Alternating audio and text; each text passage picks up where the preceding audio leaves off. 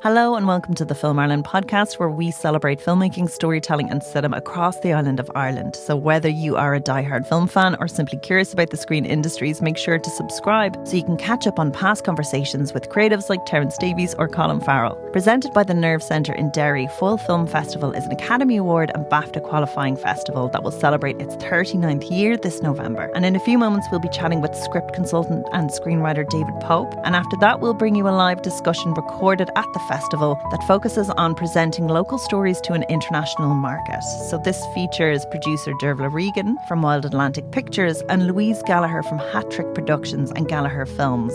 But first we catch up with Foyle Film Festival director Eavan King. So thank you so much for chatting with us. Thank you for having me. It's great to be on Film Ireland podcast. And I was just wondering if you could just tell us a little bit about yourself and your work with the festival. So I'm Eavan King and I am the head of competition and industry at Foyle Film Festival and head of film at the Nerve Centre. So we're based in Derry in the beautiful Northwest, and Foyle Film Festival itself is celebrating 39 years this year. Unbelievable. It started in 1987, so we have a big birthday next year. And it was founded, I suppose it was really kind of that DIY ethos that if you wanted something to screen your films and also to bring films to a community that was really in the middle of conflict at that time, you had to start it yourself. So Foyle was started by a collective of filmmakers and musicians and academics, including Margot Harkin and Crilly, John Hill from Ulster University, Martin McLoone, all these people that loved film and wanted a platform to, I suppose, tell stories from here, from Derry at the time of real strife, but also to bring really great cinema to audiences that really wanted to see it. So that's how it came about. And I think the first screening was Stand By Me, Imagine, by Rob Reiner, which kind of feels a little bit bittersweet now in light of recent events. But it's community driven in a festival. It's DIY focused. But the thing we always say is, you know, we've no notions of ourselves, but we definitely had creative ambitions, and that's fair to say. So you just go ahead and make it happen, really, you know? And I mean, the festival has gone from strength to strength. It's Oscar and BAFTA qualifying. I was just wondering if you could tell me a little bit about maybe any shifts or changes or growth over the last couple of years, especially since you've been there. Oh, well, I'm there. Oh, gosh, how long am I there now? The clock is going backwards. I'm with the Nerve Centre and with Foyle Film about 15 years. And during that time, we were Oscar accredited in 1998. At the time, there was a short film produced from Derry called Dance Lexi Dance, which was the first Northern Ireland short film to be nominated for an Oscar. So Pierce Moore, our CEO, produced that and worked with writer Dave Dugan. And it was a small film about a Protestant girl who wanted to be an Irish dancer in the Derry Feis. Very small, very local story, but at the time that it was in 98, during the time of the peace process, it really seemed to resonate with audiences and on the world stage. So Oscar accreditation came after that, and BAFTA affiliation came then in 2007. So we have 5 categories that are accredited. We have 3 at Oscar level in Irish shorts, international shorts, and animated short film, and 2 in BAFTA, British short animation and British short film as well. So we've grown the BAFTA accreditations just in the last couple of years, and we've successfully renewed our Oscar accreditation too. So while we are smaller than some of the other festivals, it hopefully is a vote of confidence in the kind of programming and the kind of ethos that we take to programming, promoting and championing short film, really. So yeah, it's going from strength to strength. Our audiences have been thankfully growing since the impact of COVID. And again, our audiences were up last year, and it's a heartening thing to see people coming back to the cinema, returning, coming to Foyle. And we have a year-round Nerve cinema program now as well. So we've expanded the cinema program to run all year round in our beautiful cinema space. And you'll have seen it, Gemma, there. It's really small, really intimate, but it's got an amazing DCP system. So it's a lovely space to sit and watch films as well. So we do a year-round program of art house cinema and new release titles, new Irish releases, UK releases, international. films. And then with Foyle, we run our Equality, Diversity and Inclusion Festival in June, Real Lives. And that's looking at international cinema and themes around global justice and social justice. And then the big juggernaut that is Foyle in November as well. So we'll have the Cannes and the Berlin kind of winning titles from there, usually combined with new release Irish films, new release UK films, classics. So we really try. We have an excellent programmer in Christopher Morrison. We really do. And we were trained well by our predecessor, Bernie McLaughlin, our former festival director and programmer. We really do and try to appeal to everyone, so that everybody that comes to the festival sees themselves or sees something that triggers an emotional response or starts a conversation on screen. So that sense of inclusivity and that there's something for everyone in the festival is really important in terms of our programming approach. And who is a Foyle audience? Who's a Foyle audience? Good question, Gemma. A Foyle audience is made up of a combination. We have a lot of film lovers in the city. We have a regular audience that are slightly older, that love classic cinema, cinematic breakfasts. We have the local cultural sector as well that love the new release titles. So there's usually a lot of buzz around our opening and closing night and our weekend screenings out of Brunswick, because they are usually films, that people are kind of talking about. They could be in conversations and contention for Oscar, or having just won at one of the bigger festivals, or like we had a screening of Saipan there last November as well, so that was very buzzy, as you can imagine. We have a lot of young people that we welcome to the festival as well, and it's been great to see young people embracing cinema and coming back in to watch a film on the big screen. We work a lot with our wider cohort in the Nerve Centre, so we have a lot of programs supporting young filmmakers, our Screen Academies programs, our creative media programs as well. So we have an ecosystem of practice and creativity around the Nerve Centre that we tap into for the film festival. Children and family for the classic screenings as well. And usually if we have one of the new release animations as well, we love to see families coming in for those Sunday afternoon screenings. And filmmakers themselves, I'm, I suppose, really over the competition and industry side of it. But filmmakers are very much who and what we want to see visiting Derry, because we are film lovers, each and every one of us. We're nerds. Most anyone buying a ticket, there's usually a little clutch of staff talking there about what they watched on Letterboxd last night, and it's a continual conversation every day in the Nerve Centre. But we love film ourselves, so we want filmmakers to come to feel celebrated, to have a really good overall experience, to see our beautiful city, to see some of the stuff that we screen, and to celebrate their colleagues, from Ireland, Northern Ireland, UK, and beyond. It was a very long-winded answer. No, that's perfect. Our audience is everyone. Finally, I'm a filmmaker. It's my first time at Foyle. What advice or tips would you give me? What are the things that I could look forward to? First of all, you can look forward to visiting the greatest area in the whole island of Ireland, the Northwest. So if you're coming to Derry, please go to Donegal as well. That's my little bit done for the tourist board, but it's a beautiful city. Any filmmaker that comes to Foyle can expect a very warm welcome, and bring their film, bring your friends, bring your family.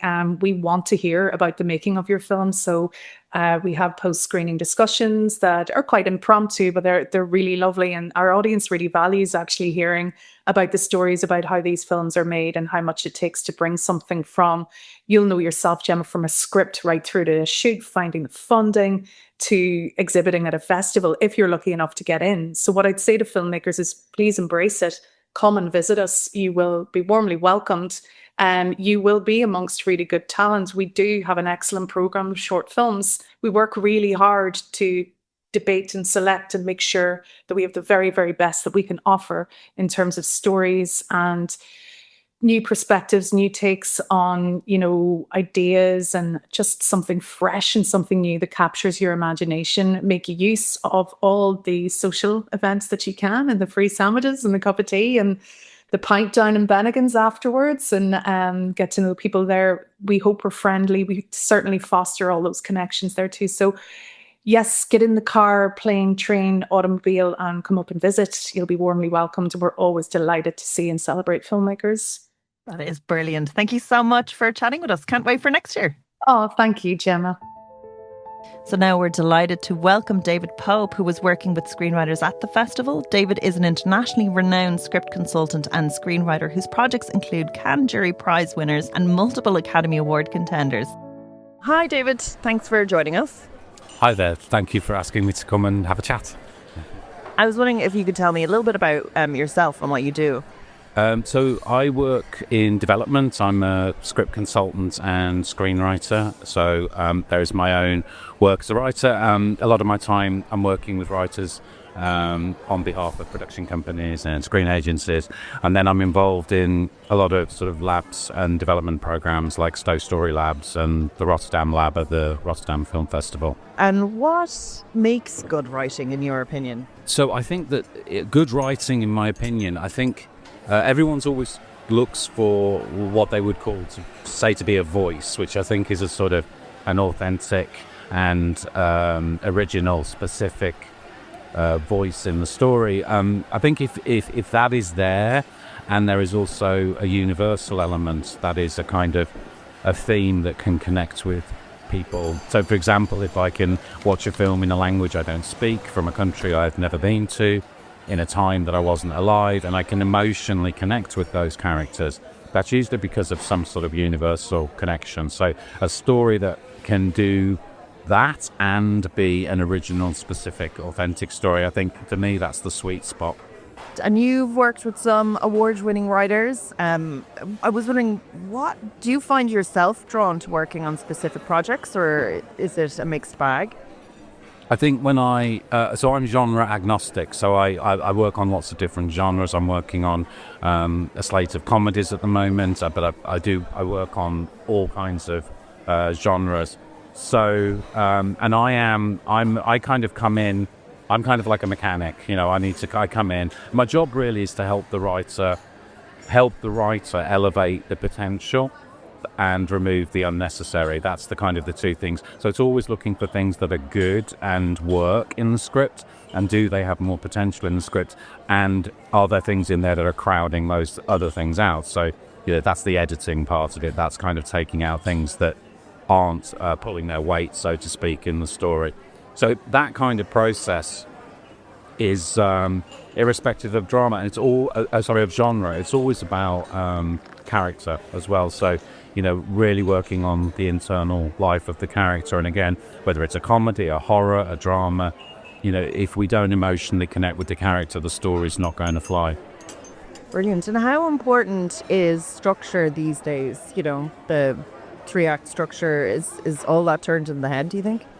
Well, I think there is a certain aspect that of 3-act structure that it's a common language in development. For me, though, first thing to say is no models work, but some are useful. So if you can learn as many paradigms and models and ideas around stories and screenplays, the better. And then you can pick the things that are most useful for you. But no one structure, no one model or paradigm is going to teach you how to write screenplays. But in your darkest hour, when you're trying to figure out some creative problem, 3-act structure might have a point. But for me, everything is character-driven. Structure comes from character. So, how is a character imbalanced? Do they grow or not? And then the arc of that creates a structure. So not the reverse, where you start with a structure and try and impose a character arc on it. Everything should flow from what happens to the character. And tell me about your experience at Foyle. What brings you here? Well, it's been a real pleasure being in Derry and at the Foyle Film Festival. I was invited to come and speak with to do some one-to-one meetings with some writers that the festival had brought in. Which was an absolute pleasure. And then also I was on a panel of people listening to some pitches from some university students with their 5-minute shorts, and that was an absolute pleasure. All of the concepts for those shorts were really fantastic. And there was also a panel of actors, so there was a reading of all the 5-page scripts, which was also just a pleasure to sit and see these actors playing out the scripts. So there was that, and then the one-to-ones with the writers who were a lot more experienced, a lot more developed in their work, and that was just talking around the treatments that we'd received in advance, and trying to be useful. So basically, the short answer is I'm here trying to be useful. And is there any talent of the future that you've come across so far? I think here it's interesting the level of experience of the writers that applied to come in and do the one-to-ones was very high. So in actual fact, some of those writers who had applied to come in to the festival to do this, some of their projects are already at production companies. They're already in relationships with producers, and then I think with the students who are obviously more the emerging talent end of the spectrum, there was one of the really strong things was the sense of community and that how they all supported each other. I already got this sense that there was a really strong peer-to-peer community going on with the students, and that's always a good sign, is that people want to work together and, all boats rise, and so that was very encouraging. So I don't know about the individual talents, but I think it was very hopeful to sort of see that people were really engaged in collaborative work at an early stage. And what do you like about the festival? Oh, it's been incredibly welcoming situation. I mean, I think it's it feels incredibly inclusive, and I think it's very important that people creatives can come and writing and making films, telling stories. It's an act of vulnerability. So coming into places to talk about your work is a courageous thing, and I think what Foyle does so well is to create an atmosphere where that enables that. It feels inclusive, it feels welcoming. So that's been a real important part of my experience here. So thanks so much for chatting with us. You're very welcome, thank you. And now listen back to this discussion with producers Dearbhla Regan and Louise Gallagher, recorded live at the Nerve Centre as part of Foyle Film Festival's comprehensive industry programme.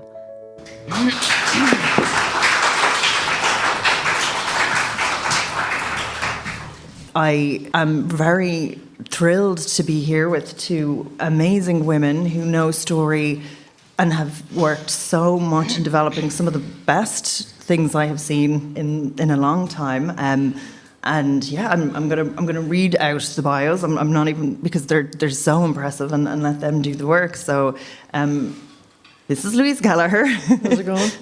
So she founded Gallagher Films, and this is a really wonderful independent production company in Belfast, based in Belfast. So she has been working in the industry for 20 years? 37. What? Started when I was 19. 37, oh wow. Yeah, but in TV and film since about 2011. Yeah, and so 23 of those were in BBC, so across the radio, across online services, in TV, developing projects. And then in 2011, you went out on your own, and was that a little bit scary? I hadn't a clue what I was doing. Yeah, I just needed to leave the BBC because it was draining the creativity out of me. So I just left and hadn't got a plan, really. And then there was a production company in Belfast. We're looking for a production manager to do their first feature. It's called Made in Belfast. It was directed by Paul Kennedy. And I just started working on that, and then it kind of happened from there. And then led no plan. Yeah, to the... That's how I've lived my life. Never had a plan.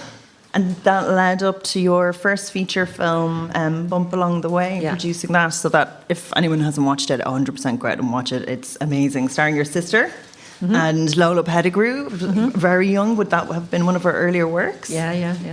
That was exciting finding her. Yeah, she was on a TV series that the BBC had made, and the name of it's gone straight out of my head. I was going to say Close to Home, but I don't think it was. With Anthony Boyle. It was her and Anthony playing a brother and sister. And it was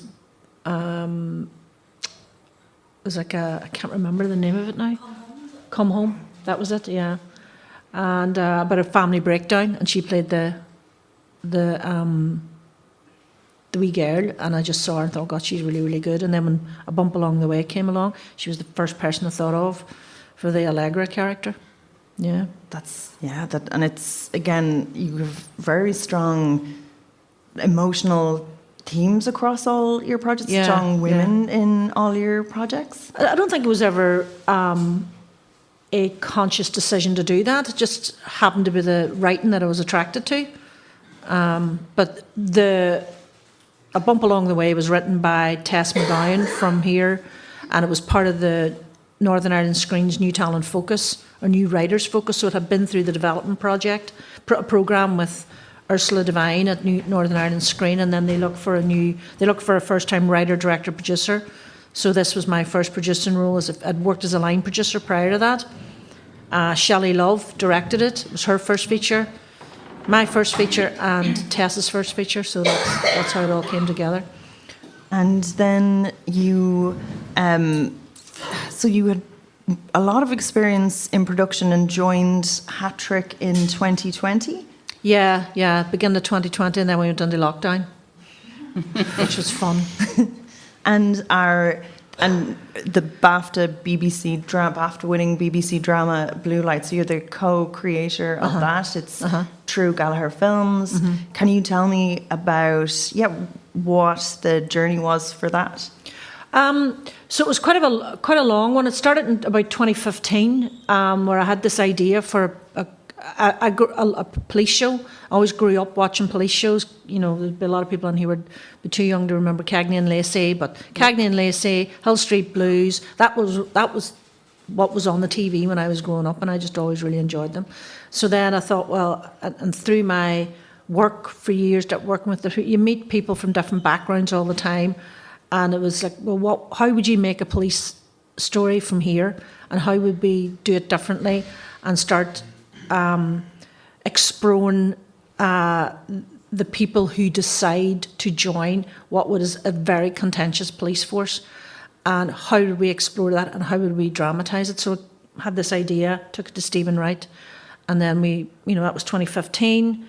He said, think about it a wee bit more, did that, and then 2018, 2019, we met again, and I had thought about it a wee bit more, and he said, right, he'd left the BBC at this point, set up his own company, and we just went looking for writers, and then we went together, looked for writers, found Declan and Adam, and then it just moved really quickly from there.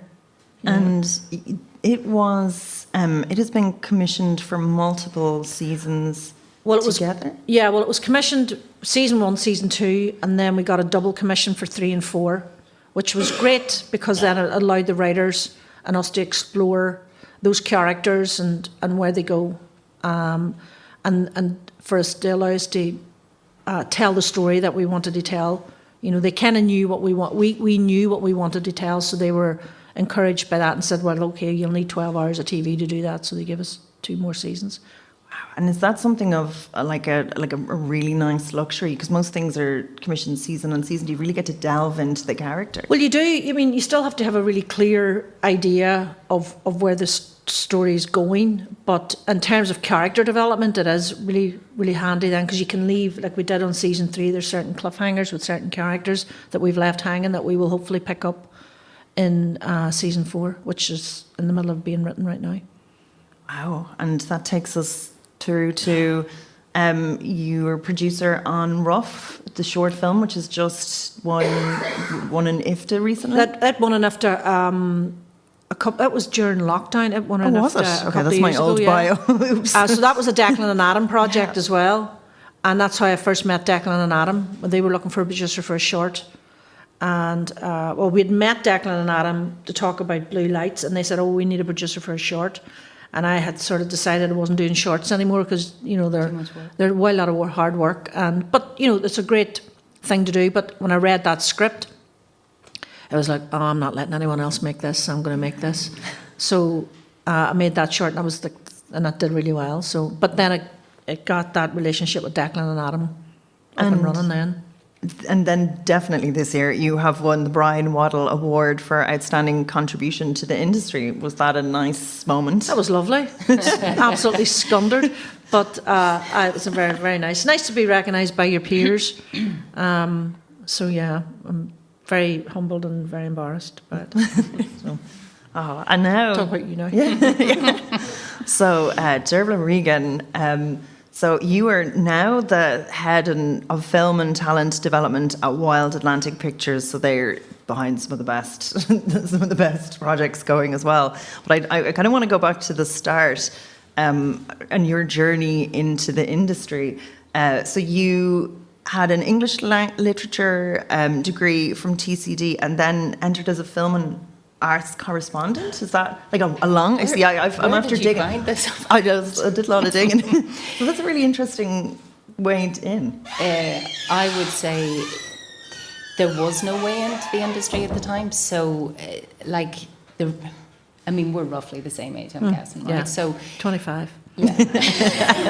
With 25 years experience. So it didn't really exist in the way that it does now. Went to college.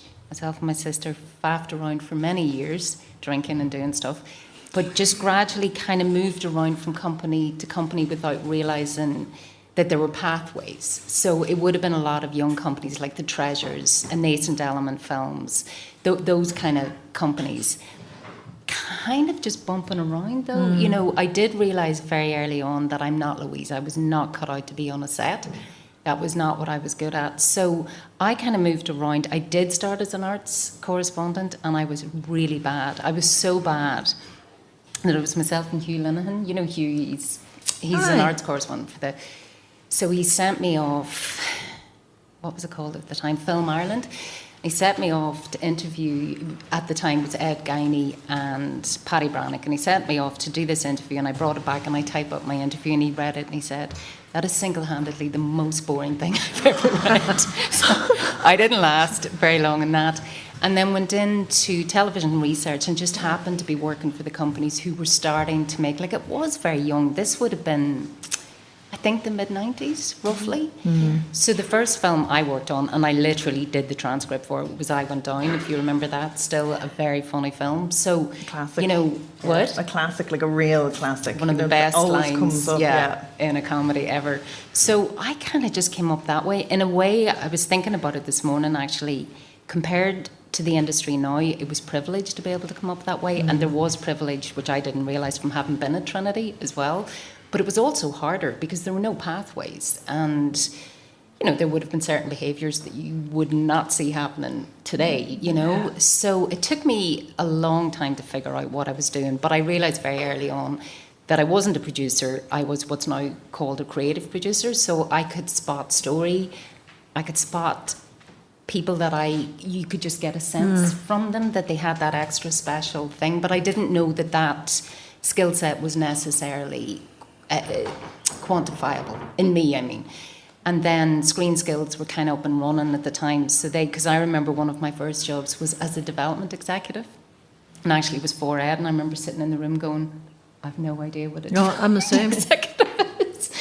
So then there was a training course on how to be a development executive. I went, oh, right, okay, so that's what it's about. And then, to be honest, I took many years out when I had 2 babies at the same time. So I freelanced for 3 or 4 years, just working, churning out script notes to beat the band, and then from there went back into skill set, then in as an exec producer for 5 years with Screen Ireland, a couple of months out, and then joined Wild Atlantic. So I suppose I worked by default for a lot of companies. Yeah, and on an exceptional level of amazing projects that, there's Lies We Tell, on Colin Kuhn, about Amber? About Amber, which is Lola's in About Amber, isn't she? Dating Amber. Dating Amber, yeah. Dating Amber, yeah, sorry. Dating Amber, yeah. But yeah, no, David Frayne now, that is, talk about a talent, Eternity is hitting cinemas very shortly. Next Thursday?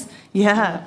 That that was at that earlier stages, and yeah, nurturing these stories. And in terms of, you also worked freelance? Did you work freelance in between Screen Ireland and... No. No? Okay. In between Screen Ireland and Wild Atlantic? Oh, God, no. After 5 years in Screen Ireland, you need to take a break. It's a lot of volume. No, so I haven't freelanced for the last 10 years, but I loved freelancing. You get to work with, like, you know, I worked with Deadpan, I worked with loads of different companies, mainly because, you know, like you went about setting up your own company. It is a fragile industry. So, you know, you kind of have to be quite versatile, I think. But what I suppose I didn't realise was, because I was stuck at home with 2 babies, I was churning out notes going, okay, what do you want? When do you need me to do this by? And because I was fast, people would get her to do it. She's really fast. But it was only because I had no time. So, but then I did go into more secure jobs that were, and, you know. And what's the difference then, say, developing a project through a funder and then through a production company? It's very different and quite similar. So in a big funding organisation, I'm sure it's the same for NIS, it's definitely the same for the BFI. So as a project manager, as they're called in Screen Ireland, you would have a really very, very large slate. Now, the reality of that is, the harsh reality is maybe 1 in 8 will see money, you know. So if you have a large development slate, obviously you're gonna have certain things that you really like. You're going to have certain things, and again, Louise can testify to this, that you know are being developed somewhat in a vacuum because there's no clear path to production. You got to know. Yeah. Even if it's, well, the €1.3 million film doesn't exist anymore, but you need to know how something can be financed. So sometimes the stuff that you really liked is the stuff that didn't get made. You know, that's the sad thing. But from being on both sides of the table, because obviously I'd come from the industry, went into a public funder, went back to the industry, it's remarkably similar, in the sense that everyone around the table, unless you're a bit of an asshole, but everybody around the table actually wants the best for the talent and the best for the project. Like, nobody's there. I think the days of people just giving notes for the hell of it are kind of over in a way. You know, would you agree? Yeah, I mean, I work in a lot of television at the moment now, and there's very little money in that at the minute too, you know, and you have to be very strategic about what you bring on your slate. You need to know what the commissioners are after, particularly the PSBs, like BBC, Channel 4, at.we. They all have very specific wants and needs. Everybody wants the same thing, but they want it honed towards their audience. And so I need to be very careful about what I'm bringing on, and it's all about the writer. It's a writer's TV, like film, it's a writer's game. Film's a wee bit different, it's kind of writer-director, there's a wee bit more, but for television it is a writer's game. You need to know you've got a writer who can deliver on time and work really, really quickly. It's a very tricky word, and that's been the hard thing for me. You've deadlines to meet, they have to be done. You might be rewriting in the middle of your shooting, you know, all that has to happen really quickly. So it's really, really tricky. And it's hard to get new writers away. There's a lot of development. So a lot of production companies just sit in development all the time. And every now and again you might get a short film away, or like a short comedy for either the BBC or Channel 4. So you're just in development, and it's got the stage now where it's like, okay lads, can you just commission us now? Give us an opportunity to really let these writers shine, really tell their story, and so that we as a production company can keep the lights on and keep moving and bringing in new talent as well and getting them through that development process. It's very, very hard, you know. You do, and you have to keep your spirits up all the time. You have to keep being positive, and you have to keep being positive for the writers as well, because there's a lot of no's. A lot. You spend a lot more time being told no than yes. And that's interesting that you mentioned, okay, you're bringing something, they have their audience. Do you ever have a project that maybe is forced to change in a way that doesn't suit it, to find a home for it? Or like at that stage, would you be very conscious about maybe it won't have a home?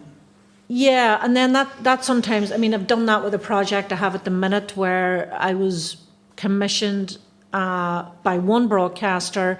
They really liked the idea, they loved the voice, and then as the voice from the writer started to develop, it started to feel a wee bit more grittier, and so this broadcaster wasn't so sure. They felt it's not really our channel anymore. It might be better for this channel. So we had to, slightly change the length of it, because if you're going from from the BBC to Channel 4, the length of you're going from an hour's drama, like 58, 59 pages, 45. to 45 pages. So where's the 15 pages that you pull out of that? How do we do that? But then that helps you focus really on the story and the characters and where that's going. So sometimes you do, but then I'm a big believer in you do find the right home eventually for it. And, there's a lot more factors going on behind the scenes that you're just not sure of. Have they got something already like it? Are they just ticking a box? Or do they really believe in this writer as someone who can take that onto a series? Is it a 6-parter? Is it a 4-parter? And things do change all the time. And what is actually, I missed one bit of your biography in our chat that I do want to come back to, and I do want to just, both of you have worked developing work in the Irish language, and you were a story consultant on Ross na Rún and obviously on Colleen Kuhn. I'm just wondering what your experiences, does it change how you work with it, or is it all just story? Well, it's not something I'm very happy about that I don't have the Irish language, but within Colleen Kuhn, it really didn't matter. It's such a sparse film, like even at screenplay stage, there was very, very little dialogue. So the way that film worked, and I said this to you by email that day, that was very light touch on my part. Usually, as a project manager in Screen Ireland, 70% of the films, obviously Dating Amber wasn't, but 70% of the films will be a debut film. So you're quite hands-on, probably in ways that pisses people off sometimes, but you kind of have to be, because you're maybe working with producers who've never done a 481 application, which is the tax rebate in the South. They've never worked with an exec, they've never worked with a financier before, so you kind of, and also you're protecting public money. So within Colleen Kuhn, this was during COVID, and actually it was interesting because it's when we did the 3 POV films that the female teams, entirely female teams, and just by coincidence, and Colleen Kuhn shot at the same time. So it was during COVID. Actually, a huge amount went into production at the same time. It was really scary, like literally scary. But it was that beautiful September. So the screenplay, I remember the screenplay was about, and I was going, where's the rest of it? Yeah. But I didn't know Colm, who directed it, but I really liked his work. He has a real background in docudrama, those beautiful pieces that he did for T.G. Cahir. So I already knew this guy's a great director. But it was a very pithy screenplay. It was during COVID, so I didn't even visit the set. I hadn't met Cleona as his wife and the producer, and she would sending lookbooks and all these locations that she was finding. So the house in the film is the real house. There was minimal set dressing. She actually found that house herself. So I was kind of going, this is weird. They don't really seem to need an awful lot. Yeah. Almost to the extent that I rang them up about 2 weeks, well into hard prep at this point, and going, guys, are you still making this film? Because you're very quiet. They're just getting on with it. Yeah, just getting on with it. Yeah. So, and obviously I knew the book and I'd read the screenplay, and look, my instinctive reaction was there's a risk that this is going to be another miserable Irish childhood film. Yeah. No, but that's the risk. And then, so off they went. They were incredibly competent and together. And then it's COVID, you're trapped at home, and then the rushes started to come in. So we would watch the dailies on. When I was with Screen Ireland, you would watch the dailies every day just to make sure they get the coverage and whatever. So the dailies started coming in, and I was like, oh my God. So Kate McCullough, who's a genius, shot the film with Colm, and basically what you see on screen is pretty much what I was seeing in the rushes. It looked graded. There was no fat on it because obviously the lead is a child, so they're limited in how many hours they can shoot during the day. Normally you're wading through a lot of rushes, very slender. And I was watching this going, oh my God, I couldn't take my eyes off it. And I thought, it's just COVID madness, I'm mental, And of course it wasn't subtitled, but it didn't need to be. You knew what they were saying, you know. So I was watching this and then ringing my colleagues in Screen Ireland and going, I don't know if I've lost my mind, but I think this is the most beautiful thing I've ever seen. And then when it was cut together, because you would watch cuts, like you get bored of, you're you're watching watching 10, a 12 lot, cuts. yeah. But every single time when it got to just that little moment of the biscuit, now how much time do you spend in development, telling, particularly, more emerging writers, you need a midpoint, something has to happen. Yeah. And in this film, it was just the biscuits. So then I was watching it going, and it was only about 2 weeks into the rushes, I went, oh my God, how did I know? They know exactly what they're doing. So they'd mapped everything out, everything's shot from Koch's POV. They knew exactly what they were doing. Yeah. None of it was a mistake. So much so that when this was before it got Berlinale, and we would have pitched to all the festivals, but you're sitting in your living room. It was weird. It was a Friday evening. And I was pitching at the time, John Nine, who's thankfully a lovely man, head of Sundance, and all the other execs were pitching these big sexy films that they had. And I said, we have this very small Irish language film, and I think it might be a masterpiece. And he said, what happens in it? And I said, she goes to stay with family. And he said, and I went, that's it, So they just, there was an alchemy, I think, around that film, mixed with, obviously, Kate is extraordinary, and so is Colin, but there was just something around it, maybe, apart from the fact they were incredibly talented, just lovely people. Yeah. And also a child on set, so people tend to bring their best selves to set. So not having the Irish language didn't, in fact, in a way, I think it was probably an advantage. Not fully understand. I have enough Irish to understand what they were saying, but the words didn't matter, except that one scene when it premiered in Dublin, and I hadn't seen it on the big screen before, where Nosy Neighbour and Koch are walking up the lane, and she goes, so, is it butter or margarine? The audience starts going, like this, as if they were watching a thriller. So the Irish language, it didn't matter in that case. And Louise, Aintus. So. Well, I can take no credit for Aintus. I'm executing it, but the creators and the writers are just sitting here, so I have to say all the things nice about Damien and Sarah. Yeah, so it was that. Damien and Sarah had written the screenplay. It was being funded by BBC Gaeilge and TG Cahir and BBC Northern Ireland, isn't that right? Yep. And they just asked me to sort of be an exec on it and kind of help in any way I could. And I read the script and immediately, thankfully it was in English, because as well, my Irish is embarrassingly bad. And it just was a brilliant script. And again, great characters, great story. And I've admired Damien and Sarah for a long time. So I was like, yep, I'm in. And it's just picking up best, bless you. It's picking up best feature after best feature after best feature. How many film festivals have you won in? 19? About 10? I'm telling everybody it's 19. It's 19. It will be, yeah. It will be soon. It's 19, yeah. And it's that very clear vision. Damien and Sarah had a really clear vision about what they wanted to make.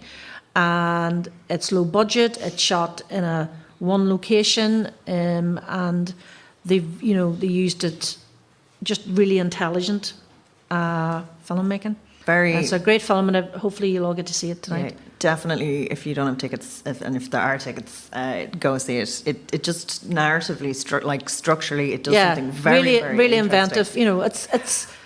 It's a heist. It's a bank robbery, a credit union robbery, but it's just that really. As I was saying to other people there earlier, it's about the way in, and they've just got a really different way in, and that's great. I'm secretly hoping for Breach, Brennan, and Carrie Crowley to have a crime thing as well, where they play those just characters. Great performances as well for you to do, so I get to watch it. It's fabulous, and the performances are so strong. So and good. There's such great, strong women as well. Like the writing is great. So everyone make sure to see that. Mini ad break by accident for that. And I was wondering, actually, now that we're kind of going into writing a little bit more. In terms of when you are finding new talent and new writers to work with, what is that X factor? Like, is there something quantifiable? Is it magic? Is it different every time? I suppose for me, it's clarity of the clarity of voice, the story. I just know it when I read it. It just is, and can I see a pathway for it to a broadcaster? If I read it and I think, right, this is definitely something the BBC would want, and it can come from anywhere. It can come from a piece of IP. It can come from a play. It can come from just... Someone's looking for their Very phone. ominous. It's here. It can come from a beep, anything at all. I went to see a one-woman show and didn't know anything about this. And it was, again, it was written during COVID. She was performing it in the Lyric Theatre in Belfast, invited me along. I had no idea what I was going to watch. And by the end of the week, I had optioned it because I just could see this big, expansive family drama. And I thought, yeah, this is it. And it's just the clarity of the idea, the clarity of the voice, something different in the way in. I repeat myself now, but Yeah. and then a lot of these writers have been working really hard for a long time. It takes a long, long time, and it could come from anywhere really. It could be a short film or anything. And it's hard. I know it's really vague, but that's for me anyway. That's what it is. And Dearbhla, what about you? Yeah, it's the same. Distinctiveness of voice, I think, would be, because it's slightly different. You've a smaller and kind of not easier, but a more contained box of tricks with a feature film than you do in trying to build out the universe of a TV show. Yeah. We in the company I work for, we would read a huge amount of material. So it would come from here, it would come from the UK, a lot from the States, a lot from the agents. And it's really, so when I joined the company, I was like, woohoo!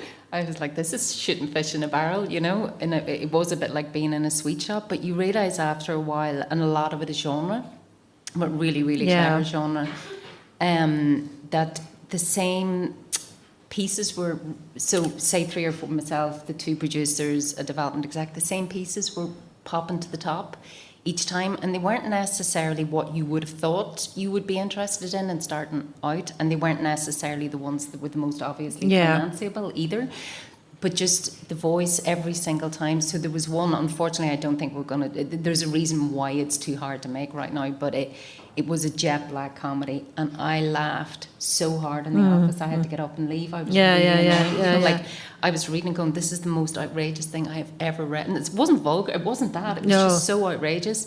So it could be something that's really funny, black funny, tends to, broad, not so much.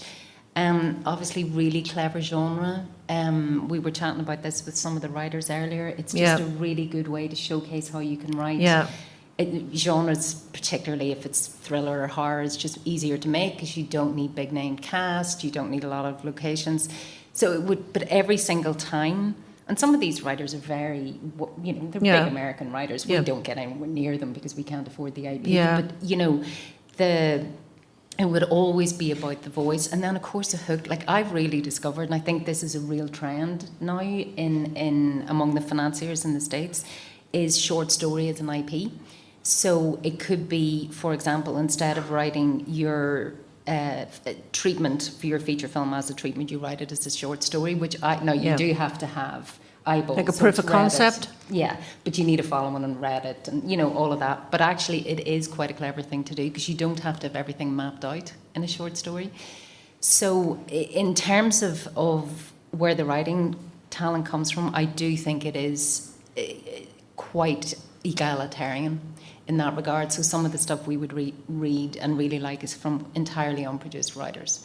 So it is egalitarian, I think, it is, in that sense. I mean, a lot of the writers I'm working with don't have agents, so because we're working in television, we need to get them an agent, so we can sometimes point them in the direction of someone, or I would ring an agent that I know and say, look, I have this project, if you could just look after them for this one project, then the rest is up to you, but we need eyes on this, because at Hat Trick, we don't, hire or option anything unless the writer is protected. Mm-hmm. And then we are protected as well, so that they have someone representing them. And so you mentioned sort of speed and reliability to be 2 traits that you really look for in writers. Are there any other traits that means that you're in safe hands that maybe people could work on, like say pitching skills, or, is there anything? I think it's quite different in telly about the speed. With feature film, it really doesn't matter whether you can walk into a room and pitch a film or not. It doesn't matter. Most of the, it does in LA. Here it doesn't matter. You can be literally as odd as you like. Nobody cares. That's great. And you're going to be working with really odd people as long as you can get those words on a page. So with feature film, you're not under the same time. You're not churning out an hour every 6 weeks or so. So the writer on a feature film would get a lot more time. But what you're looking for, you're kind of looking for that combination. First of all, do they pass the beer mat test? Like, can you get on with this person?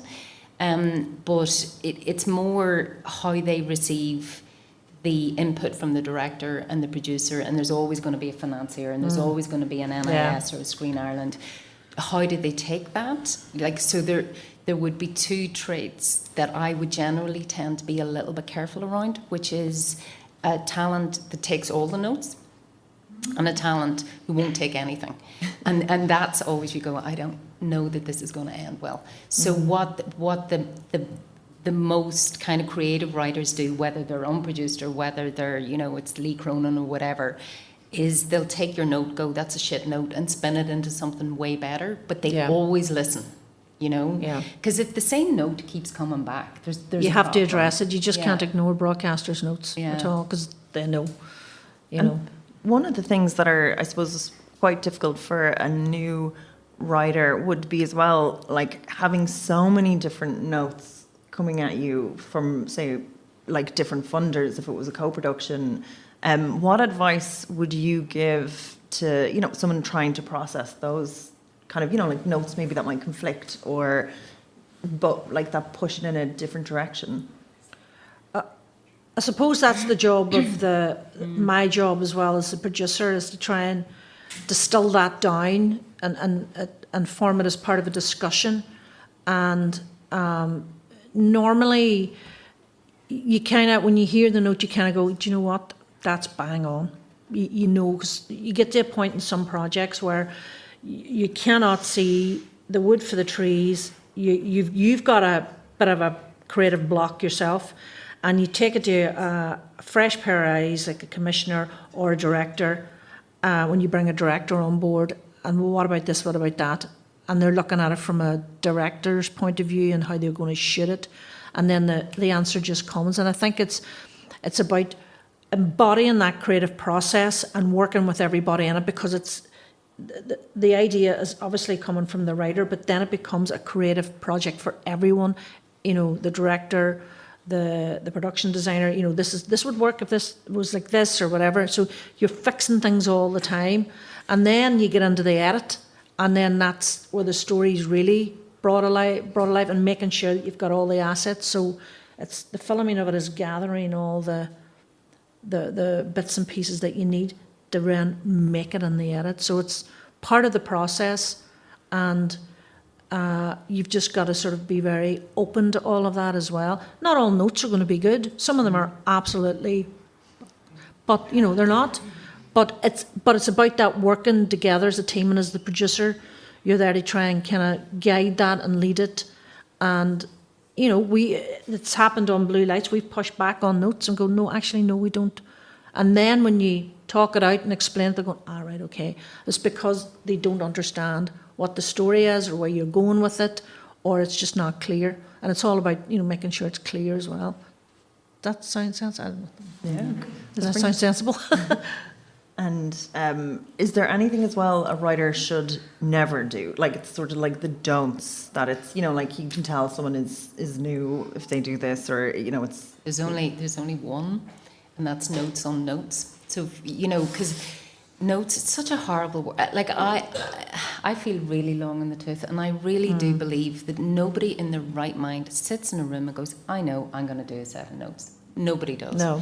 Every single, and we have to work quickly in our jobs. I don't go, yay, let me write notes to really annoy this writer. It's you have to do it, and there's and very often it's production pressure. So you're not doing it for the crack. So if you, and the only times really that it happened to me was when I was being hired as a script editor, and I do a set of notes and send them to a writer. Now, it was only maybe 2 or 3 times this kept happening, where the writer would then return the notes with responses to the notes. So I was sort of going, what's the word, snowblind? But I also wanted to say, I'm just a little script editor. Like, take the note, don't take the note, but don't write me an essay. Yeah. As to, like, it's just justifying it. It's a real waste of time, I think. And I do think it comes back to that idea. I do, you know, because I did start it when the industry was quite young. I do think generally there's a level of professionalism that you can expect kind of pretty much across the board. So I think for most writers working with producers, they're not going to get really terrible notes. I know broadcasters do, because they're under a lot more pressure, say, than a film funding organisation would be, because you're on telly every week, you know. And it all has to link together. I think with a lot of new writers, you tend to see a lot of sort of familiar tropes, things that we've kind of seen before. Structure sometimes is a big thing. Where it's too structured, or just the structure's not working right. They're, you know, thinking about where this goes, where does that go, you know. That's the sort of things we tend to find a lot. And then you're reading it and you're going, but what is it about? Be really clear about what it is. What is your story about? And it sounds really silly, but that's, you know, I would read a lot of pitches and I'm going, that's grand and all, but what's it about? No idea what it's about, you know. And do you notice that, like, that things have changed since COVID? Like, what's being commissioned, the types of story being told? Like, what are the trends that are now that might have been different from before? Darker. I think there was, I mean, that's going to swing quite dramatically, I think, the other way. I do think genre very much came to the fore during COVID, partly because some of the best genre films I've watched were made during COVID. But that's because, you know, a horror in particular, which I was not really a fan of until I started working with this company and went, oh shit, better watch it. They do a lot. Yeah, they make great a lot of ones. Yeah. So it's always going to be a response to social anxiety. So some of the most inventive films came out of COVID, and they were very inexpensive, very character-led, but just had great concepts at the heart of them. I think that'll probably start swinging again towards something more hopeful. Not that these films were nihilistic; they actually weren't. But they, you know, they're a release of anxiety, basically. You know. I mean, during COVID, I think what my boss at Hattrick always says, like, when you look at the stats about what people were watching during COVID, It was escapism. It was comedy. So things like Porridge, you know, Only Fools and Horses, The Vicar of Dearbhla, all those, The Father Ted, Comfort blankets. they were all just being watched over and over and over and over again. So for me, it's about finding stories that are uplifting and fun to do. So there's, you know, that, and so I'm working with a lot of, you know, comedy writers at the minute, and Sarah and I work together on a comedy that won at RTS called Spinster from a new writer, and it was part of a comedy development project I put together with BBC Northern Ireland and BBC Comedy, just to find more women writing comedy in the North. And it was great. And, you know, we whittled it down to 3, and Spinster was picked to go to production. And Eileen Tracy was the writer, and Sarah directed it. And it was just a joyous thing to do. It was really good fun. So that, I'm always looking for stuff that are hopeful and funny and good fun, and good fun to work on as well, and really interesting to people, you know, to work with, and to help build that stream of creatives coming through, really. So I like stuff that's good crack. Good crack, yeah.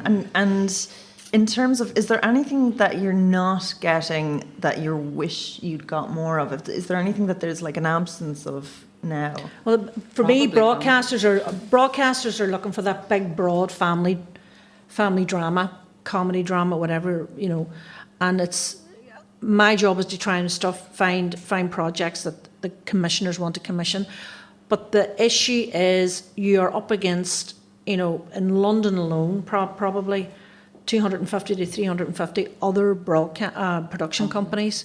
There's just hundreds and hundreds, and these commissioners are usually working in very, very small teams, and they're getting hundreds of pitches a week. I mean, I get plenty a week, and it's just that's why it takes so long to get back to people, because you're thinking, okay, right, I've got to do this, I've got to run that. You've got to do a set of notes, and it's really tough. So that's why a lot of production companies, if you're a new writer, they won't take on solicited scripts. You need to have an agent, and that's why they do that, because it's been through a certain amount of development of some stage where an agent maybe give a few notes on their script, or it's just the volume of stuff is just insane, really, and you just can't do it. Dearbhla, you were about to answer there. Volume? Yeah. Yeah, there is a lot of volume. I think the public funders in particular, public funders and the commissioners have experienced a massive increase in volume.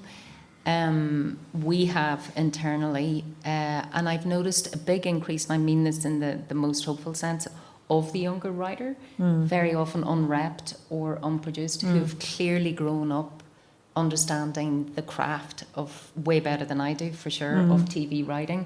Because when we started out, we weren't even using Final Draft, but these are young people who have watched a lot of television. It's a bit like, if you're in UCLA, you go to college to study writing for television, but these are voices coming up who you're kind of a bit surprised reading it, going,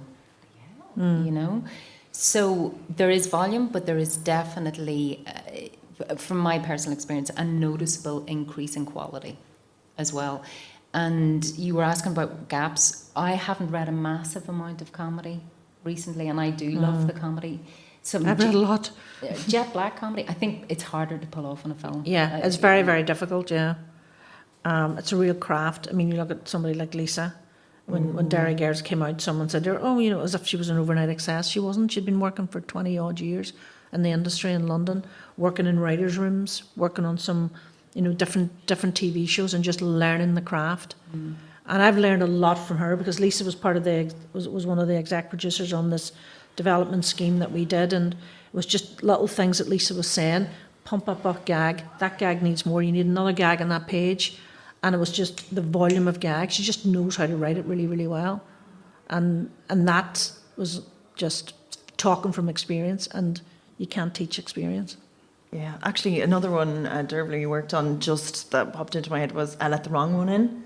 That's one of the wittiest I loved scripts. that film. It was so sharp. So stupid. It was so silly.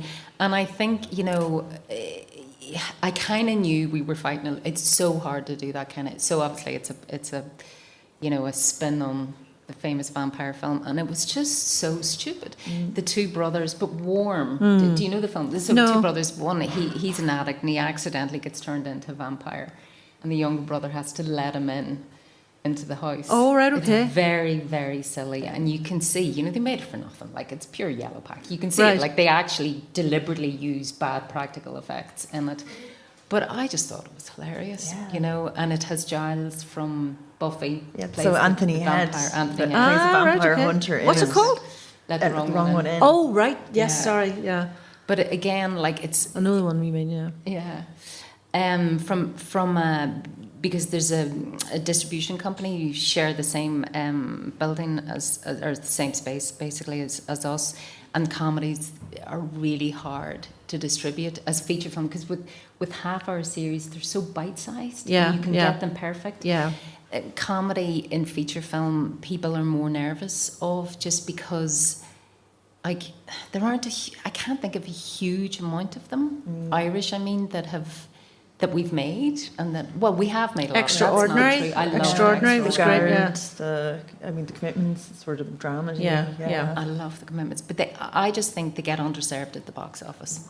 And I don't know whether that's that people don't know how to market them, or Yeah, it's the amount of money going into them as well. Yeah. Extraordinary should have done way more Yeah, numbers yeah, than yeah, it did. It was, that scene at the end was Yeah, outrageously yeah, it's really well done. Okay, and so let's open it up. Actually, does anyone have any questions? Hi. I was just wondering, do you think, like, as women, it's harder to try and, like, make your way up in the industry, or are they kind of looking more for ability than specific people? I think it's a combination of both. I mean, as I say, a lot of the stuff I have on my slate has been created by women. So I've never felt any barrier to it, but what it is it what the broadcaster wants as well. So I don't see it as a barrier. I just option the best scripts or the best ideas that I can find. And a lot of the stuff that I work on is very female-led as well. So I personally haven't, and if I did, I very quickly make sure that they change in their minds. Thank you. Yeah, it is. I don't know the answer to that question, to be honest. As in, was it harder for me at the age you are now? I don't really know. No. I don't know. But definitely, like, I worked in an all-female team previously in Screen Ireland, to the extent it drove everybody nuts. And I work in a company now that most of the creatives are female, with 2 male producers. And I do think, like, it's a personal thing. I would feel very driven to promote the female talent. And actually, the 3 films that we're hoping, as in Irish IP films that we're hoping to shoot next year, all have female directors attached. But there is a harsh reality, and here I would draw a very clear distinction between TV and film. For female directors, unfortunately, I still think it is not a level playing field. Yeah. I do think it's easier in television, right? Just like I can count 10, 15 Irish female directors who are churning out high end. I'm talking high end TV. television. Yeah. And then Dearbhla, NASA, there's a Lisa, Hannah, there's tons and tons of them, and their work is incredible. Like these are, their budgets per episode are more than most Irish features are made for. I think, funny, I was talking about this to the 2 producers recently, and they're male, and I was saying, God, there hasn't been a lot of female-directed Irish films over the last 2 years, or certainly not as many as there have been. And I was going, I could get shot for saying this. I think the problem still is the market, because you can have the exact same level budget of film directed by a man at the same level of experience as a female director. And the market, I think, from anecdotal evidence, from sitting in rooms, is more likely to finance him than her. But I do think there are interventionist things, and we did do it with Screen Ireland. And those 4 great films came out of the POV scheme. Lies We Tell. Antonia's film. We're doing another film with Antonia. And I just think that to really level the playing field, it's putting money on the table. So the market responds. By market, I mean, like, you can't make a film, say it under... There is, isn't there? Like, you do get 50 grand more. Yeah, but I think it should be higher. Yeah, so for a female director, there's what's called an uplift of 100,000 and 50,000 for a writer. But there's ways. So, for example, somebody in the office was saying this the other day, and I went, that's a great idea. It said, right, market money is hard money. So it's money that has to be paid back. It's either your equity or your sales agent. So I went, well, what if we took public money and kind of, in a fudgy sort of a way, turn it into hard money? So just go, do you know what? This film has got Lola Pettigrew in the lead. We think she's great. We think she's in it. So we'll put 300,000 extra over and above, because all public funders have a principle that they can't go above. And then you introduce hard money into because that's what financiers respond to is equal risk. But yeah, honestly, I'm not sure that in film that it is a level playing field. I'm not sure that it is. And I think that in television, we definitely, like, Hannah came out of the shadow directing scheme. I mean, obviously she was a highly experienced AD, but she went straight into the UK. Hannah, and it's because that's where the money is as well. And security, and the security of it, particularly if you've got a family and you've got a mortgage to pay. That's where the money is in TV. You're probably not going to turn down, like, Jessica Jones if you're as a argument. No, I mean, when we did a bump along the way, it was all female. Produced female, there's most of the HODs were women, and then when we were marketing the movie, NI Screen were really generous to me to give me the right amount of money I needed so that I could take our director and her child and a childminder to Toronto, because Shelley was a single mother. She didn't have anyone to look. She didn't have anyone she could leave her child with for 10 days. So we just, brought the baby Otto with us, and so that was great. And so otherwise, I would not have been able to take the film to Toronto or anywhere else for that matter. And then when we were shooting in Derry, I had to get a house here for Shelley and for her parents and the baby, so that everything could be here because we were here for 18 days straight. And so NI Screen gave us the money for that as well. We worked that into the production budget.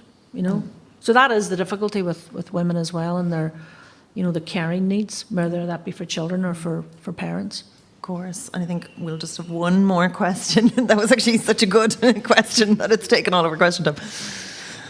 Hello. Hello. Earlier, I think it was Dearbhla, had mentioned the tax, the 418 thing, isn't it? For the South. I had heard about that for the first time there down at Ballyliffin. I was at an industry panel, they had mentioned it, and I was like, whoa, no one's ever talked about that. That's really, really interesting. And I went away and researched it. What's one thing that when you were breaking into the industry that you wish someone had told you about that never really gets talked about? Great Film question. tax credit. That was the big thing that freaked me out when I was doing a bump. When this was in film, there was a bump along the way, and I was told, you need to find someone to finance the tax credit. Oh, God. Like, what the hell is that? So then I was furious, like, fucking tax, shit, what is-" so that, trying to find someone to cash flow the tax credit, I said, I have no idea what that means. Yeah. Still don't know what it means, but anyway, I got it done, and I had a and that's where Roma Downey came on board then for us as exec producer, is cash flow the tax credit. So you get it up front from somebody, and then you pay it back a year later, the wee bit on top as a thank you. But going to a big finance company was just not in the rates. There was not, because the rates were ridiculous. I feel like, remember your man in that ad? I don't know what a tracker mortgage is. Oh, Remember that yeah. ad, right? So I would sit in production meetings at Screen Ireland, and I do not have a mathematical brain, so No, don't me ask neither. me to Never do passed an one. O-level. Don't know how I'm doing this So still job. 20 years later, I understand it in principle, but I Yeah. don't understand how it works in practice, what gap financing is. Yeah. Except that they come in really late and then take up huge credit. Yeah, take up all the credits and Take up most of all the money in the credits. back end. But what I wish somebody told me, I wish the paths had been clear, as in, like I was saying to you, I only worked in a couple of sets and I went, I'm not good at this. I'm just not good at it, And I wish it hadn't taken so long for people to say to you, there's other avenues in the industry. Screen Ireland did a good job of putting together the competency frameworks for if anyone is interested in learning more about that. Like, that's there now for roles, and, different roles across all the different sectors, is what you need to do. But I suppose some of Well, the soft skills. Someone said to me it's the business of show business. You've got to know the business. You've got to know how you package a project, how are you going to finance it, who's going to finance it, where's the money coming in, where's all the hard money, where's the soft money, who are your angel investors, all these phrases I did not know. So if you're an aspiring producer, work in the business of show business, go and find a course through either Screen Ireland or Screen Skills or the Screen Skills in the UK Screen Skills, and find out about how do I finance something. And it's the same with television as well, and it's a constant learning. I'm on a course at the minute, and a producer development course at the minute, making contacts with international producers, broadcasters, financiers, and it's just never ending. And you have to know, because the models change all the time, budgets change all the time.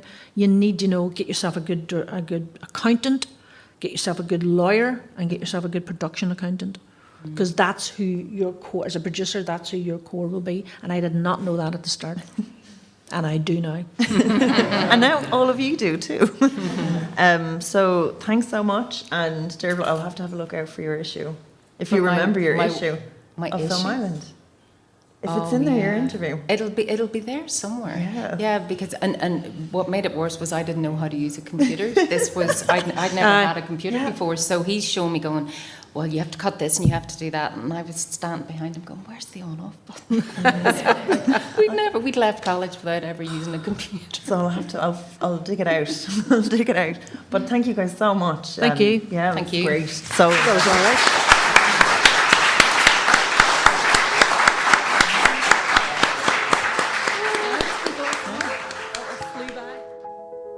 Thank you so much for listening. So, to learn more about this wonderful festival and how you can attend or get involved or even submit your film, make sure to check out foylefilmfestival.org.